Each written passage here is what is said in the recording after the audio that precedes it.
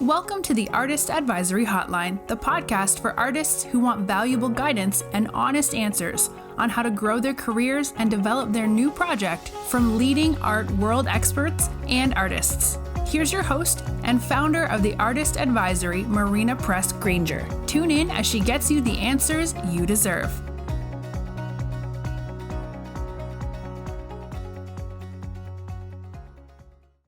Hello, artists. I'm your host, Marina Granger. And today on the hotline, we have Stephanie Sachs, who is an incredible artist based in Maui. And, she sold over $1 million of her artwork without galleries. And she's going to show us and tell us how you can start to do the same.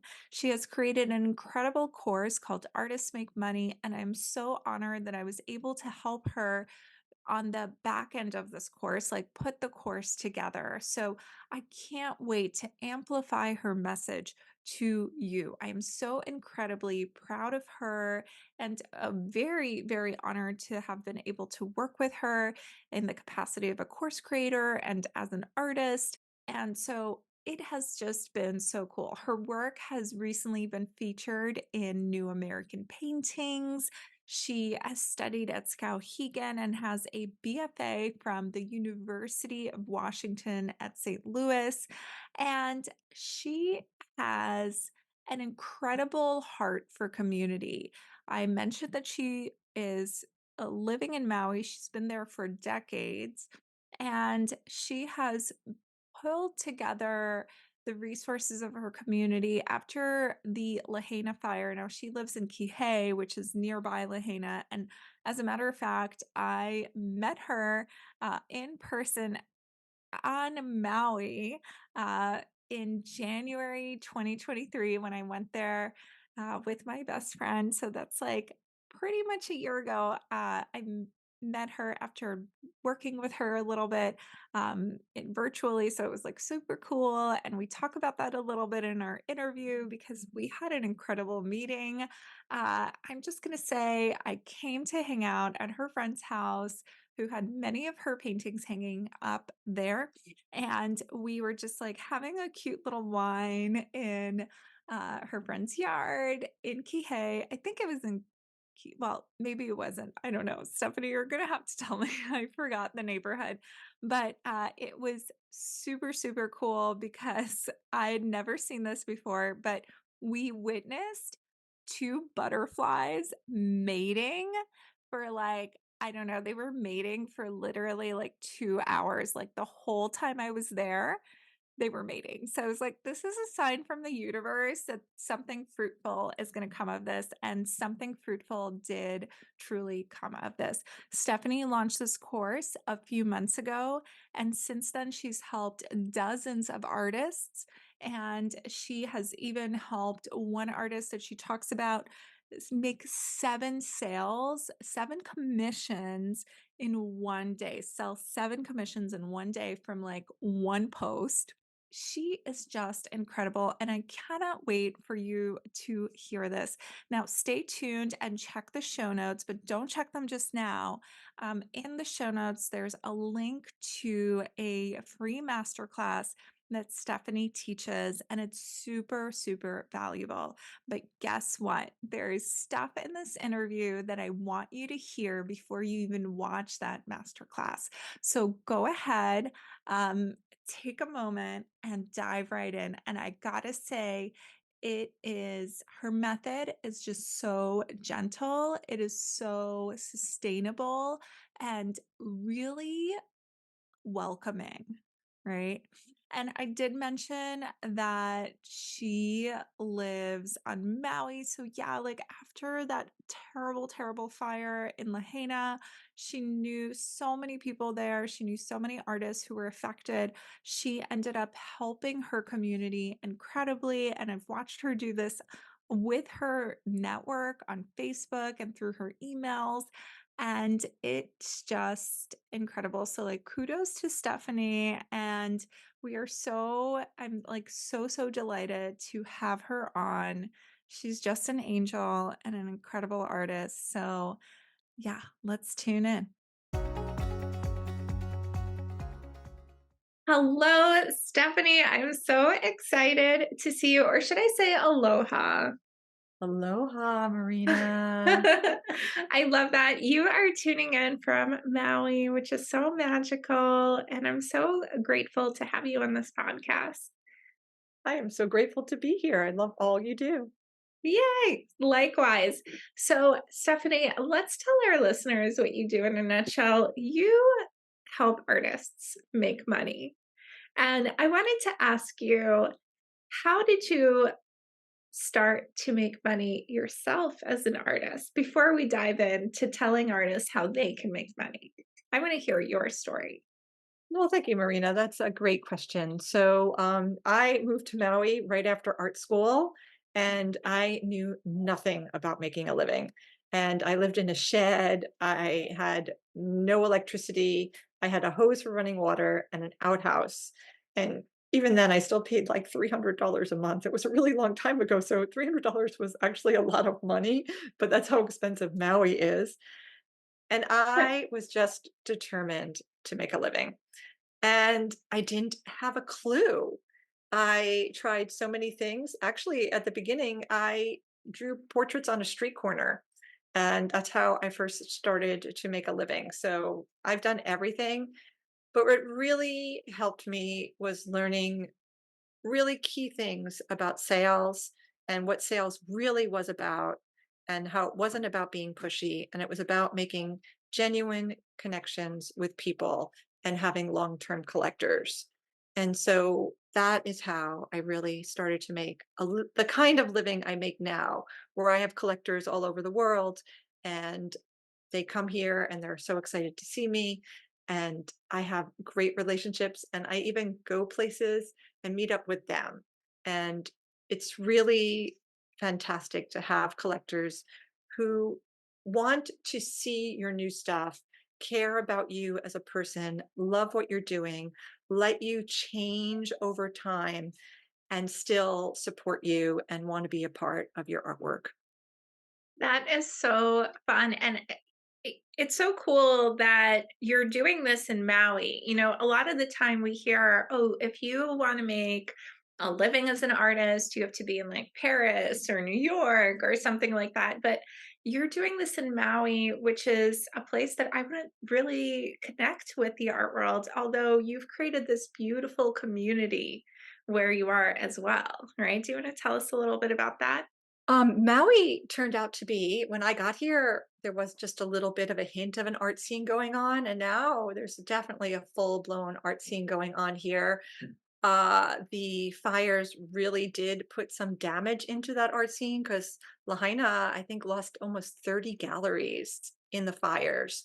So there's really actually a need here for artists to show their work. And it's why I joined a nonprofit that I feel very passionate about that's doing that for some of the artists. And actually, a lot of the artists, we showed over 200 artists the last 2 months. But overall, there's just been a great art scene, and there's great um, venues that have come up over time. And really, they came up through the hotels, and they came up through different like restaurants and different places, unusual places other than the galleries, where artists had a chance to showcase their artwork and meet potential collectors.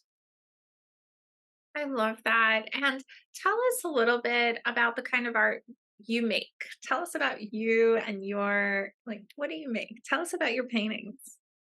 Well, I paint radical joy in the form of abstracted landscapes designed to intrigue and delight the viewer. And I paint because I want to speak to something greater than myself. That's beautiful, Stephanie. And your paintings are just there. When I look at them, I'm totally obsessed and transformed. They're just these beautiful, colorful, like expanses of joy, right? But sometimes in the form of landscape, sometimes in an amorphous form, and they're just so cool. So I had to give them a shout out too. Well, thank you, Marina. I feel like I get to get closer and closer to my vision all the time. And that's why it's super exciting to be in my studio. And I never know quite what it's going to be. And I love that about it. Oh, that is so fun. And I want to ask you, like, on average, how much time do you get to spend in your studio? Because we all sometimes might think, like, oh, if an artist is selling all the time, are they just doing a bunch of admin stuff? And, how do they even like balance that? So, how do you balance that? I love that question because I think it's so hard for artists because we really are small business people. And so for me, I'm a morning person or maybe a mid-afternoon person. And so I actually have, for someone who lives on Maui and seems like they have this life of freedom, and I do because I work for myself, I actually have a very regimented. I have a very regimented system in place. And my system starts in the morning, and I dedicate my 8 to 10 time to just doing business. So I'll be answering emails, I'll be doing my newsletter, whatever it is that I need to do business wise, following up with collectors, it's my 8 to 10 time. And then I meditate with a group of people all over the world, which is super cool because I probably wouldn't meditate without them. And so that happens at 10, and it's on Zoom. And it's a great way for me to move from business into a different mind. And I let go of the business at that point. Then I do lunch, and sometimes I go for my swim, and then I get to my studio. So I'm in my studio from either 12 to 6 or 1 to 6, and that's when I do my painting. Oh, that sounds so magical. That is so cool. And I love that you meditate with like this community from all over the world. That is so wild. What kind of meditation do you do? We do a silent meditation, so it's actually kind of funny that you all meet up, and there's only actually 4 of us. We just happen to be from all over the world, like 1 in Canada, 1 in Germany, 1 in Tasmania, and me. So we're really like all over the world. So when I say that, but we've done this together since COVID, so 3 years, very steadily, 10 o'clock my time every day, and we say a prayer, and then we meditate for 30 minutes, and then we sometimes we chat for a little while. Yeah. Mhm. Oh, that is so cool. Awesome. So let's get into like the really cool questions that I'm sure my listeners are so into. So, question for you, right? When you're teaching artists how to make money, what is your like top strategy that you're sharing with them about how they can make money? I think it's important to start out with is to have 2 revenue streams. It's nice to have even more than 2 revenue streams, but at the beginning, I don't think it works to try to make more than 2 revenue streams because I think we have enough to do in our lives. So if you wanna do the galleries, then that's 1 revenue stream, but most of the time, especially for beginning artists, that's never gonna be enough income to really make your money. So we talk in the videos about many revenue streams, and then I encourage everybody to pick one to make that additional income off of. And so I think that usually when you have at least 2 revenue streams, you stop being on that roller coaster of, oh my God, I'm waiting for my gallery to pay me, and start having some different financial money coming in on the same idea of doing art that allows you to have money flowing in from more than one venue. And Stephanie, what are some examples of revenue streams that feel like they're complementary of each other or that you could do together?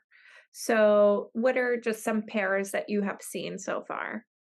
Well, I do events. So I set up at a hotel near my house and do an event. So if you were on the mainland, you could do Superfine or the other art fair or some other kind of fair to generate revenue. And I wouldn't call that a gallery. I'd call that a different revenue stream. Um, if you wanted to, you could do some kind of specialty commission work, like pet portraits or portraits of people's kids. I know someone who goes out to locations that he travels the whole world, and he goes out to locations where tourists are and sets up, and he makes his entire living like that, doing plein air painting and then getting commissions while he's there. So there's another revenue stream that you can do. I just had one of my artists, she has her long-term revenue stream of her beautiful paintings, and she needed a short-term revenue stream, something quicker. We came up with pet portraits when we gave her a whole bunch of different options. She posted a couple of pictures on Facebook, and she had 7 commissions in 2 days. So, I think it's important to just choose one of the other revenue streams and go with it, and then get over the roadblocks that you might have during trying to make this other revenue stream work. And that's what I'm very good at too, is just being on the artist's side, letting them know this is not failure. This is just a roadblock. This is just a moment, just like the middle of my paintings, how annoying they could get. It's just that time. And that just, if we just persist together, you'll see the success on the other side. I love that. So focusing on these two, you pick two revenue streams and you focus on making those happen because where focus goes, energy flows, That's right? right. Ah, I love And that. Yeah. sometimes it could be hard for artists because we're ideators. We have so many ideas. And sometimes I feel like it's almost like herding cats to move from ideas to actual project. And then to get to the point in the project where you've reached a roadblock and moved past it rather than moving on to another idea. So I'm really committed to helping artists with that step. Just that is so valuable. And, out of every single revenue stream that you have, the other side of it. Well, I guess eventually at the other side of it is a collector, right? It is someone Yes, who is going to be buying your work. And unless you have an intermediary, you are in direct communication with the collector, right? And so, that's true. what is the key to maintaining a relationship, to building a relationship like that? Let's say you've got your revenue streams and you've gotten some interest. How do you keep it going? How do you take it from inquiry to actually sales, and then maybe even like visiting them wherever they are and making these lifelong friendships and sales all over again and all of that? So it's actually like a two-part question there, because first you're asking like how do you meet the person and make the sale? And that could be a whole class. But so we're just going to say that the meeting the person could happen anywhere. It doesn't have to happen in a gallery or an event. What has to happen is that you are interested in the other person and the other person's needs. You are starting to understand why, if you were in an event, or let's say you had your artwork on a wall at a gallery, you start to understand why it is the person is looking at your artwork. Sometimes they're just looking at your artwork because they love it and they have an emotional connection to it, and they only buy art they love, and that is great. Sometimes they're looking at it because they have a specific spot in their house and they're really looking for a specific color or a specific feeling, and they have to have a specific size. And I don't judge which kind of person I'm talking to. And we all want the one that just falls in love with your artwork right away. And I love those people. I just had one. I was super excited. Um, but there's all different kinds of people buying for all different kinds of reasons. And so your job is to know all the information about your artwork, but more to ask questions about them and why they are attracted to your artwork, and find out what their needs are. And and that's how you create a kind of relationship that is deep, that is more fulfilling to you and that other person. It's not just about you, it's about them. And so after that, I do a lot after the sale itself, I do a lot of one-on-one follow-up where, I have to ship things out. Sometimes I frame things for people. So I'm always like, this is when the date is going to be for this, or I will get back to you for that. So I start to create like kind of a beginning of a relationship then. And then I'm a huge fan of the newsletter. I think that the algorithms change or maybe you lose your Instagram feed for a while or whatever else happens in the world. The emails that you've collected over the years are really this opportunity through your newsletter to get people to know you, to get people excited about your artwork. I I have like a 70% open rate on my newsletter. People are excited to see my newsletter. I don't send it out often. I congratulate the people who do it every week. I do it every time I have new work or every time I'm excited about a project. And people click on the links. People contact me afterwards for artwork. I don't actually have prices on my website, so people are contacting me. And it might not happen that day, it might happen a week later or a month later, but I stay of mind to my collectors because I'm always sending out something that they're excited about. That's great. And here's a question for you because I hear this often from artists. A lot of the time after the sale is made, right? They're afraid, they're fearful of reaching out to see how the collector is liking it or to even send a newsletter because they're concerned that perhaps they're going to get a return request, right? Like a refund request or something like that. So, can you dispel this incredible fear? Can you get us all over it? I totally know that fear because I had that fear for probably the first 6 years that I sold my artwork. So I oh my god, just listening to you say that brought up, like, all these, like, old emotions. I was convinced that people were gonna return my artwork, and nobody ever did. Nobody gets your artwork and thinks that they made the wrong decision. They made a decision that was super important to them.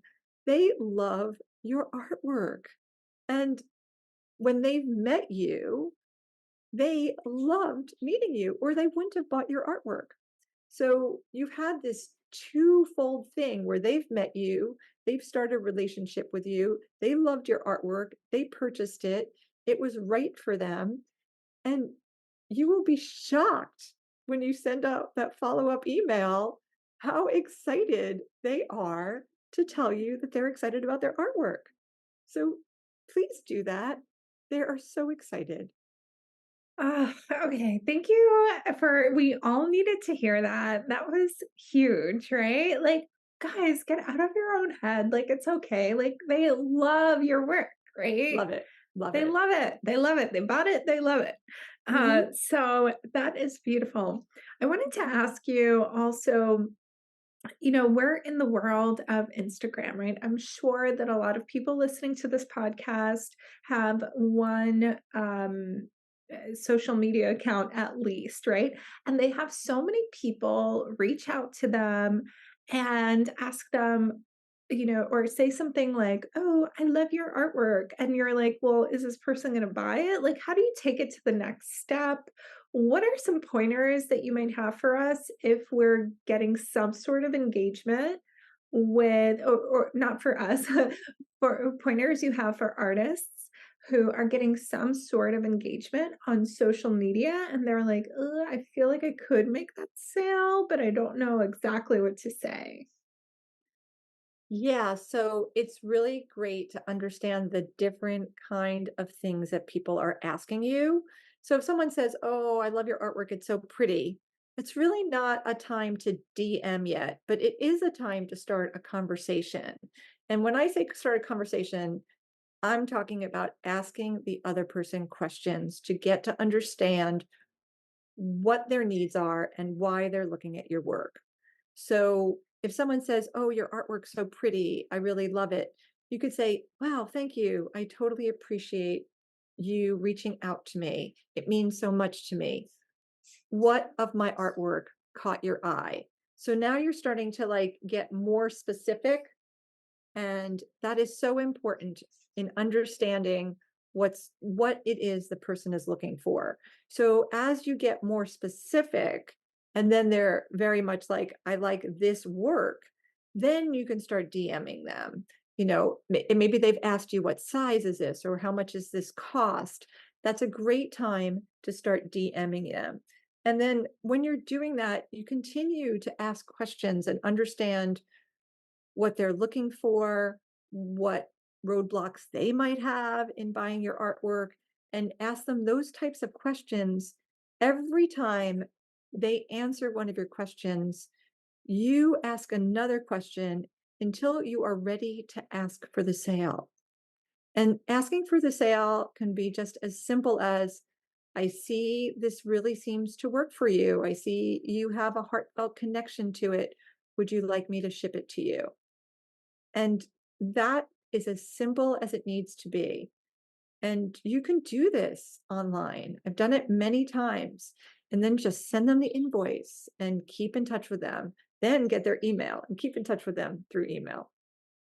I love that. And so that's if you have like a really positive outcome. But what happens, Stephanie, what happens when they don't respond for a while or it feels like they're ghosting you? What should you do if you're like I, already in the DM area?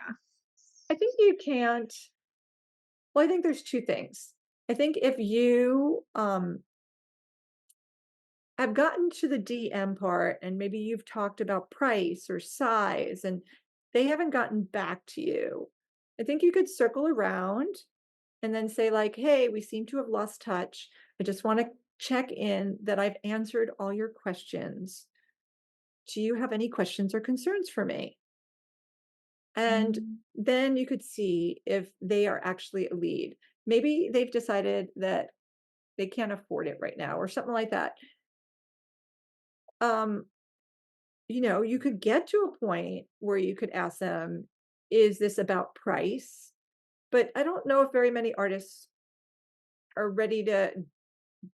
You could certainly do that. It is not a bad thing to ask someone, "Is this about price?" If you are willing to do a little bit of discount or add a bonus to it. I'm not a big discount fan. I don't tend to discount more than 5%, but maybe free shipping, some kind of bonus like that, free help with your framing, something along those lines could push them over the edge where they think they get something more for the amount of money. But at this point, when they've actually ghosted you, and then you need to like follow up, and then you also need to understand that Instagram's a wide, wide, wide, wide net.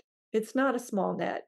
You really don't know a lot about these people, and you don't know their situation monetarily or their home situation. And you're not going to find out all that type of information in a DM. So it's like a wide net that you have to realize that there's going to be a high percentage that you are not able to match up with. Mhm. And, I know that we were focusing so much on Instagram just now, but I want to circle back to these streams of, or types of like revenue streams, right? They don't actually, the revenue streams that are out there don't all or very much don't have to do with the internet, right? Like, tell me, do you feel like an artist or the way that you teach things, do you feel like an artist has to be 100% devoted to Instagram, or can they create all this abundance, all these sales outside of Instagram and the internet? I definitely think they could do it without these things. I definitely do it without these things. I don't have a big Instagram following. It's really strange that, one of my Instagram accounts, the one for Artists Make Money, has hardly any people, and yet Instagram keeps on showing it to thousands. So I have like this 7 or 8,000 person reach every month on Instagram with Artists Make Money, and I have like 200 people who follow it. So sometimes the Instagram, what seems like so important, the followers, isn't necessarily as important as the reach. And what I notice about my Instagrams is I don't have a lot of followers, but a lot of my regular one goes into my Facebook where I have even more followers. And I actually am just shocked sometimes how I go out to a restaurant or go out to and people stop me and they're like, "Oh my God, I just saw this video of yours. It was so great." And so sometimes you can't really understand how far your reach is on these things, but very little of my actual sales income comes from these revenues Mhm. from social media, and all of the social media ones for myself come from past collectors, people I already know and like and trust me. And so I think that the social media, okay, if you have 500,000 followers on Instagram or 100,000 followers on Instagram, you are going to be able to convert people. The amount of people who have that amount of Instagram is very low. And so it is behooves you to realize that you can go out and make this happen for yourself with not a lot of people on Instagram. My student who just got 7 commissions, she just posted it twice on Facebook. She didn't even want to put it on her Instagram, and she posted it twice on Facebook, and that was enough for her to garnish 7 commissions. So it's kind of, it doesn't have to be exactly as you imagine it. I love that so, so much. And before I let you go and tell everyone where they can find out more about you, I feel like it would have been a great segue because we were just talking about your Instagram. So everybody follow Stephanie on Instagram. She's at artists underscore make underscore money and at Sachs Maui, correct? That's right. Right. Thank you, And that's going to Marina. be in our show notes. But I have a burning question for you that I'm sure a lot of our listeners have as well. They're thinking, wait a minute, you ship your paintings from Hawaii all over the world. I feel like that becomes this mental roadblock for artists, the idea of shipping the work, right? Shipping the work Ah, far away. They're like, well, I live uh in the Midwest, and how am I supposed to show at a gallery in New York or LA, or how am I supposed to sell my work in all these places because it's big and I have to ship it and it's totally insurmountable, right? So can you talk a little bit about that, because you literally live on Maui, which is quite remote, in the US. And very. and you ship these ginormous paintings all over the world. So give us your shipping philosophy. I just shipped to Taiwan for the first time, which was like, oh, something new. There's so many good products out there for shipping these days. I have to be very conscious about how much shipping costs because my shipping costs are much higher than anybody else's is going to be. So I really do find both Ship Neck, N-E-X, Ship N-E-X, one word.com, or Pirate Ship are both very, very helpful places. What they do is they get better rates than you can get yourself, and you just plug in all the information and they'll give you an estimate about how much things are going to cost. And if I was going to ship to a show, well, I would have crates made that were big enough to house several paintings at a time. And I have made all these connections over the years, and that's another thing about learning sales skills, because they're not just about sales, they're about people skills and about creating connections. And I have 2 people who build crates for me. So if one is busy, I know I can work with the other. I have 2 people who can make prints for me on the island. So if one's not working right now, the other one is. I just have all these connections with people. I pay them on time. I create these relationships. And so when I text them, they pick up, right? And so it is about creating relationships large and small, and about being good with the relationships you have on all ends of the spectrum. And so that's how you have to do your shipping. Oh, so I'm hearing that you have to be personable. You need to learn to make connections. And let's say there's a very introverted artist out there listening and they're thinking, no way. What do you say to them? I think artists are all introverts in some way or another. Uh, I think it's important to start with a compliment. And a compliment is easy to give, no matter if you're introverted or extroverted.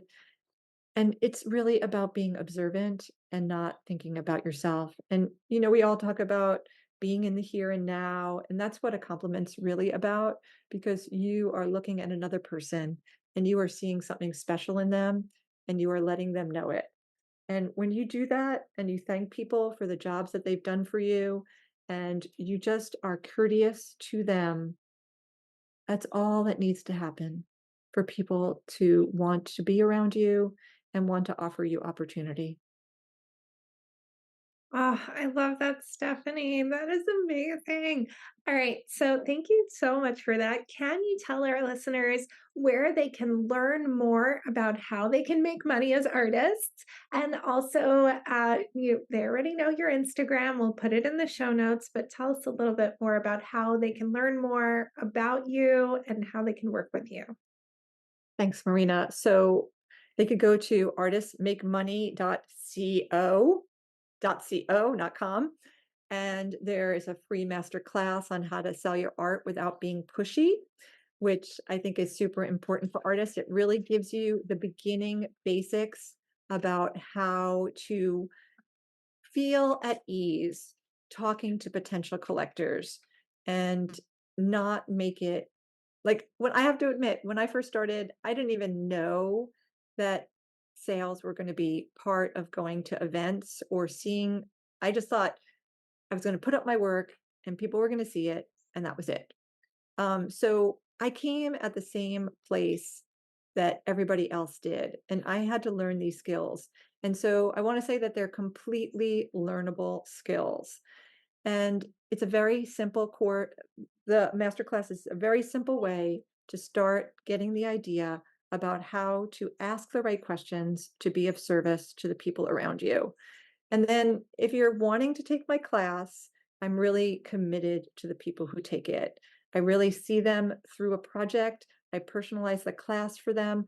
I only take on 7 students a month because I'm a working artist too. And I just decided if I was going to commit to truly helping people make money, that I was going to have to only service a certain service. That's a weird way of putting it, but I was only going to take on a certain amount of artists a month.